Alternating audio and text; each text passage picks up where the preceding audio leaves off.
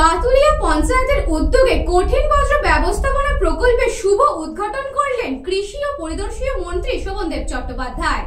পাতুলিয়া পঞ্চায়েতের উদ্যোগে এবং ব্যারাকপুর ব্লক 2 পঞ্চায়েত সমিতির সহযোগিতায় উক্ত পঞ্চায়েতের রুইয়া আজমতলা কঠিন বর্জ্য ব্যবস্থাপনা প্রকল্পের শুভ দ্বারোদ্ঘাটন করলেন রাজ্যের কৃষি ও পরিষদীয় মন্ত্রী শোভনদেব চট্টোপাধ্যায়।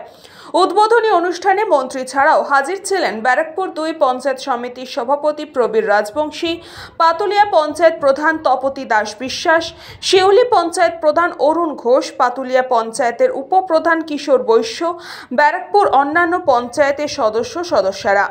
গৃহস্থের বাড়ি বিভিন্ন ফেলে দেওয়া পচন অপচনশীল বজ্র থেকে কিভাবে জৈব সার উৎপাদন করে পঞ্চায়েতের ফান্ড বৃদ্ধি করা যায়, পাশাপাশি এলাকাকে আবর্জনা মুক্ত করাই এই প্রকল্পের মূল লক্ষ্য।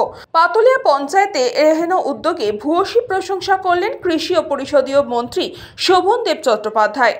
গর্বের সঙ্গে বলবো যে সারা ভারতবর্ষের মধ্যে পঞ্চায়েতের নিজস্ব ল্যাবরেটরি এটা প্রথম। এর মধ্যে যা যা মেশিনারি আছে, আজকেরও অনেক ল্যাবরেটরি আছে সেখানে নেই। যা যা মেশিনারি আছে এখানে প্লাস্টিক তৈরি করার মেশিনারি আছে, কিউব টেস্ট আছে, অর্থাৎ সিমেন্টের যে একটা ঢালাই হবে সে কংক্রিটের তার কতটা ক্ষমতা আছে, টেনাসিটি কতটা আছে, সেটা ইজিলি ভেঙে যাচ্ছে কিনা সে দেখার মেশিন আছে এখানে। যেসব মেশিনারি এখানে উনি জোগাড় করে এনেছেন, কোথা থেকে নানাভাবে এনেছেন, এই জিনিস কোথাও নেই, এখনও পর্যন্ত খুব কম জায়গাতে আছে বলে মনে হয়। এটাই প্রথম। আমি চাইছি এনাকে রেখে যাতে করে এটাকে আমরা আরও উন্নত এবং কার্যকরী করতে পারি।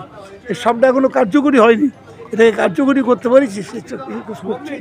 5 লাখ হেক্টর জমি আমরা অর্গানিক চাষ করছি, 5 লাখ হেক্টর জমি আমরা অর্গানিক চাষ করছি।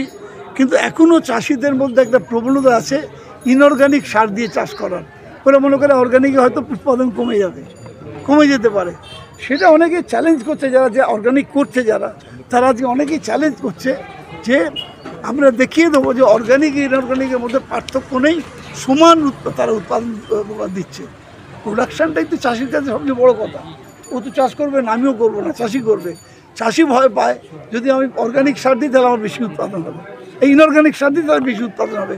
এই ভুলটা তাদের ভাঙিয়ে দিতে হবে এবং প্র্যাকটিসটা আস্তে আস্তে করছি আমরা। এবং আমরা নিজেদের তরফ থেকে, ডিপার্টমেন্টের তরফ থেকে আমরা চেষ্টা করছি যে অর্গানিক সার নিয়ে নেব। সারা পৃথিবীকেই যেতে হবে।